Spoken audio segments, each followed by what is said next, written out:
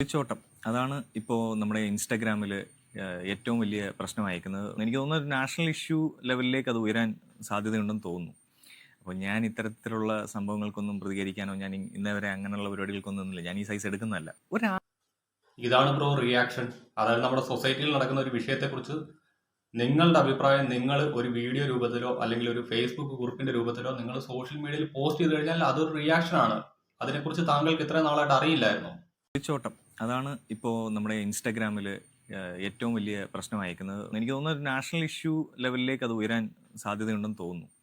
അപ്പോൾ ഞാൻ ഇത്തരത്തിലുള്ള സംഭവങ്ങൾക്കൊന്നും പ്രതികരിക്കാനോ ഞാൻ ഇന്നേ വരെ അങ്ങനെയുള്ള പരിപാടികൾക്കൊന്നും നിന്നില്ല. ഞാൻ ഈ സൈസ് എടുക്കുന്നതല്ല. ഒരാളുടെ വ്യക്തി ജീവിതത്തിൽ നടക്കുന്ന അല്ലെങ്കിൽ അയാളുടെ ഒരു കുടുംബത്ത് നടക്കുന്ന ഒരു പ്രശ്നം ചർച്ച ചെയ്യപ്പെടുക അല്ലെങ്കിൽ പുറത്ത് ചർച്ച ചെയ്യപ്പെടുക എന്ന് പറയുന്ന പോലൊരു വേസ്റ്റ് ആയിട്ടുള്ള ഒരു കാര്യം എനിക്ക് വേറെ ഒന്നും തോന്നുന്നില്ല. ഒരു കാമുകനും കാമുകിക്കും ഇടയിലുള്ള ഒരു പ്രശ്നമാണെങ്കിൽ ഇങ്ങനത്തെ എന്തെങ്കിലും ഒരു ചീറ്റിങ് നടന്നു, അപ്പോൾ വേണമെങ്കിൽ അവന് അത് അറിഞ്ഞു വിഷമിച്ചു, അത് ബ്രേക്കപ്പ് പറയാം. അവന് മാറിയിരുന്ന് എത്ര ദിവസം വേണമെങ്കിലും ഇരുന്ന് കരയാം, അല്ലെങ്കിൽ അതിന് വേണ്ടിയിട്ട് ഇതാകാം. പക്ഷേ ഒരു ഫാമിലി ലൈഫിൽ ഇങ്ങനെ സംഭവിക്കുമ്പോൾ നിങ്ങൾ അയാളുടെ സ്ഥാനത്ത് നിന്ന് ചിന്തിക്കണം. കാരണം ഒരുപക്ഷെ അവിടെ ഒരാൾ മാത്രമല്ല ബാധിക്കുന്നത്, അവരുടെ ഫാമിലി ഉണ്ട്, ഒരുപാട് ജീവിതങ്ങൾ, ഒരുപാട് കുടുംബങ്ങൾ ബാധിക്കുന്നു. ചിലപ്പോൾ അവനൊന്ന് ഒറ്റയ്ക്കിരുന്നൊന്ന് വിഷമിക്കാൻ പോലുള്ള ഒരു ഫ്രീഡം ചിലപ്പോൾ കാണണമെന്നില്ല.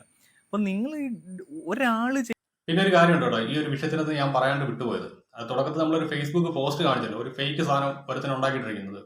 അതേപോലെ എങ്ങനെ ഈ അഖിൽ NRD എന്ന് പറഞ്ഞ ചെറുപ്പക്കാരൻ ചെയ്തിട്ടുണ്ടായിരുന്നെങ്കിൽ ഇന്ന് ഞാൻ ഉൾപ്പെടെയുള്ള റിയാക്ഷൻ വീഡിയോസ് ചെയ്യുന്ന ആളുകളെ വിമർശിച്ചുകൊണ്ട് വരുന്ന ഈ ഇൻഫ്ലുവൻസർമാർ ആ പെണ്ണിനെ വലിച്ചീറി പൊട്ടിച്ചാനെ ഇല്ല എന്ന് നിങ്ങൾക്ക് ആർക്കെങ്കിലും നെഞ്ചത്ത് കൈവച്ച് പറയാൻ പറ്റുമോ?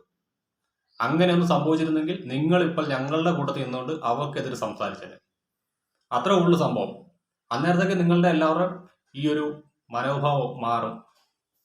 ചെയ്തൊരു ഒരു തെറ്റിന് അയാളുടെ ഇത് കാണിക്കുന്നു, CCTV വിഷ്വൽസ് കാണിക്കുന്നു, അതിനെ നിങ്ങളെ സ്പ്രെഡ് ചെയ്യാൻ പറ്റുന്ന തന്നെ മാക്സിമം സ്പ്രെഡ് ചെയ്യുന്നു. അയാൾക്ക് ചിലപ്പോൾ ഒരു ഫാമിലി, ഒരാൾ ചെയ്ത് തെറ്റാണെന്നല്ലോ ആലോചിക്കണം.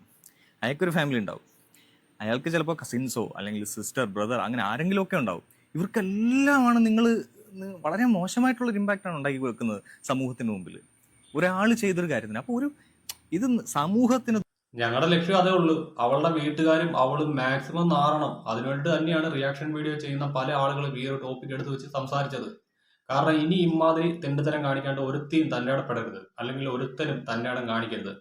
അങ്ങനെ ചെയ്തു കഴിഞ്ഞാൽ ഞങ്ങളുടെ കുടുംബക്കാർ നാറും, ഇല്ലെങ്കിൽ നാറ്റിക്കും എന്നുള്ള ഉത്തമ ബോധ്യം എല്ലാവർക്കും വരണം. അതിനുവേണ്ടിട്ട് തന്നെയാണ് ഈ ഒരു ടോപ്പിക് എടുത്ത് വെച്ച് എല്ലാവരും കണ്ടന്റ് ആക്കിയത്. ഇനി ഇമാതിരി തോന്നിവാസങ്ങൾ ആര് കാണിച്ചാലും കണ്ടന്റ് ആക്കുക തന്നെയും. കാരണം ഞാൻ എന്തെങ്കിലും തോന്നിവാസം കാണിച്ചു കഴിഞ്ഞാൽ അത് എന്നെ മാത്രമേ ബാധിക്കുള്ളൂ എന്നായിരുന്നു ഇത്രയും കാലം എല്ലാവരുടെയും ധാരണ. പക്ഷെ ഇപ്പൊ അതെല്ലാം മാറി. വീട്ടുകാരും കൂടി അറിയും, വീട്ടുകാരും നാറും. കാരണം എന്ന് വെച്ചാൽ ഇത് സോഷ്യൽ മീഡിയ യുഗമാണ്. ഇമാതിരിയുള്ള തെന്നിത്തരം കാണിച്ചു കഴിഞ്ഞാൽ ഉറപ്പായിട്ട് റിയാക്ഷൻ വീഡിയോ ചെയ്യുന്ന ആളുകൾ എടുത്തു വെച്ച് അലക്കും. അവരുടെ കുടുംബക്കാരുൾപ്പെടെ ഈ കേരളത്തിൽ ഒന്നടങ്കം നാറും, നാറ്റിക്കും. കാരണം ഇമാതിരി തരവടികൾ കാണിച്ച് ഒരുത്തന്റെ ജീവിതം കളയുന്നതിനേക്കാൾ ഒരിക്കലും ന്യായീകരിക്കാൻ പറ്റില്ല. ദോഷമുള്ളതോ അല്ലെങ്കിൽ മറ്റെന്തെങ്കിലും നമ്മൾ ചർച്ച ചെയ്യപ്പെടേണ്ട കാര്യമാണെങ്കിൽ ഓക്കെ. ഇത് ഒരാളുടെ വ്യക്തി ജീവിതത്തിൽ നടക്കുന്ന ഒരു കാര്യം. ഇത് എന്തിനാണ് നമ്മൾ ഡിസ്കസ് ചെയ്യുന്നത്? ഈ ഡിസ്കസ് ചെയ്യുന്ന ആർക്കെങ്കിലും ഇതിൻ്റെ ഒരു 100% അല്ലെങ്കിൽ പോട്ടെ ഒരു 90% കാര്യങ്ങൾ അറിയാവോ? ആർക്കും അറിയത്തില്ല. എനിക്ക് ഈ പറയുന്ന കണ്ടന്റ് ക്രിയേറ്ററെയോ അയാളുടെ വൈഫിനെയോ അല്ലെങ്കിൽ ഫാമിലിയോ ഒന്നും എനിക്ക് നേരിട്ട് അറിയില്ല. പേഴ്സണലി ഒരു സൗഹൃദം പോലും ഇല്ല. പണ്ടെപ്പോഴോ അദ്ദേഹം ഇങ്ങോട്ട് മെസ്സേജ് അയച്ചിട്ടുണ്ട്, നമ്മൾ അങ്ങോട്ട് റിപ്ലൈ ചെയ്തിട്ടുണ്ട്. അല്ലാതെ എനിക്ക് ഒരു രീതിയിൽ ഒരു പരിചയമില്ല. അതിൽ ഏറ്റവും കൂടുതൽ എനിക്ക് പറയാനുള്ളത് ഈ റിയാക്ഷൻ വീഡിയോസ് ചെയ്യുന്നവർ. എനിക്ക് കമൻസിൽ ഒരുപാട് പേര് പറഞ്ഞു എന്നോട് ഇതൊന്ന് ഡിസ്കസ് ചെയ്യണമെന്ന്, ഇതിനൊരു വീഡിയോ ചെയ്യണമെന്ന്. ആരാണ് പറയുന്നവനെ വേണം ആദ്യം ഇടിക്കാൻ. കാരണം വേറൊരുത്തൻ്റെ ഫാമിലി നടക്കുന്ന വിവരങ്ങൾ ഒരാൾ വീഡിയോയിൽ കൂടി ഡിസ്കസ് ചെയ്യണമെന്ന് പറയണമെന്ന്. ഇത് ആർക്കാണ് ഇത് അറിയാൻ എത്ര താല്പര്യം? ഒരാളുടെ ഫാമിലി ലൈഫിൽ നടക്കുന്ന കാര്യം അറിയാൻ എത്ര താല്പര്യം എന്താണ്?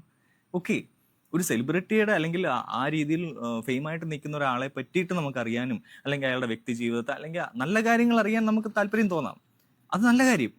ഇത് അയാൾക്കും വിഷമം, പറയുന്ന ആളുകൾക്കും വിഷമം, കേൾക്കുന്നവർക്കും വിഷമമുള്ളൊരു കാര്യം നിങ്ങൾ എന്തിനാണ് ഇത്ര ഒരു ചർച്ചയിലേക്ക് കൊണ്ടുവരുന്നത്? ഞാൻ ഒറ്റ കാര്യം മാത്രം പറയാം.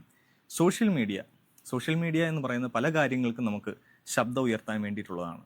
നമുക്ക് ഒരുപാട് കാര്യങ്ങൾ ചോദിക്കാനും ഒരുപാട് കാര്യങ്ങൾ ഉത്തരം കിട്ടാനും ഒക്കെ വേണ്ടി നമുക്ക് ശബ്ദം ഉയർത്താൻ വേണ്ടിയിട്ടുള്ളതാണ്. പക്ഷേ ആ സോഷ്യൽ മീഡിയ അല്ലെങ്കിൽ അതിൻ്റെ ഒരു മെച്യൂരിറ്റി വരുന്നത് എവിടെ സൈലൻ്റ് ആവണം എന്ന് തിരിച്ചറിയുന്നിടത്താണ്. അത്ര മാത്രമേ എനിക്ക് പറയാനുള്ളൂ. Thank you. ഈ പറയുന്ന മെച്യൂരിറ്റി താങ്കൾക്ക് എന്നാണ് കൈവന്നതെന്ന് എനിക്കറിയില്ല കേട്ടോ. കാരണം പലപ്പോഴും താങ്കളുടെ വീഡിയോസിനകത്ത് ഡബിൾ മീനിങ് യൂസ് ചെയ്തുകൊണ്ട് താങ്കളുടെ വീഡിയോ റീച്ച് ആക്കിയ ചരിത്രമുണ്ട്. ഇപ്പോഴും കിടപ്പുണ്ട് സാർ വീഡിയോസ് താങ്കളുടെ ഇൻസ്റ്റാഗ്രാം ഫീഡിൽ. അന്നൊന്നും ഈ പറയുന്ന മെച്യൂരിറ്റിയും കാര്യങ്ങളൊന്നും താങ്കൾക്ക് ഓർമ്മയില്ലായിരുന്നു. താങ്കളുടെ ഓഡിയൻസിനകത്ത് ഏറ്റവും അധികം ഉള്ളത് കുട്ടികളാണ്. കാരണം താങ്കൾ കൊടുക്കുന്ന കണ്ടന്റ് എന്ന് പറയുന്നത് കോമഡിയും എല്ലാം ഉള്ള ഒരു സബ്ജക്റ്റാണ്. അതുകൊണ്ട് തന്നെ കുട്ടികൾ ധാരാളം ഓഡിയൻസ് ആയിട്ട് താങ്കളുടെ ഇൻസ്റ്റാഗ്രാം ഫീഡിനകത്ത് വരാറുണ്ട്, താങ്കളുടെ വീഡിയോസ് കാണാറുണ്ട്, ലൈക്ക് ചെയ്യാറുണ്ട്, കമന്റ് ചെയ്യാറുണ്ട്. അവിടെ ഡബിൾ മീനിങ് കൊണ്ടുവന്ന് സോഷ്യൽ മീഡിയ റീച്ച് ഉണ്ടാക്കിയ ഒരു വ്യക്തിയാണ് താങ്കൾ. ആ താങ്കൾ മെച്യൂരിറ്റിയെ കുറിച്ച് ഞങ്ങളെ പഠിപ്പിക്കില്ല. സോ ഗൈസ്, ഇത്രയാണ് നമ്മുടെ വീഡിയോ ഇഷ്ടപ്പെട്ടാൽ ലൈക്ക് ചെയ്യാനും കമന്റ് ചെയ്യാനും മറക്കല്ലേ.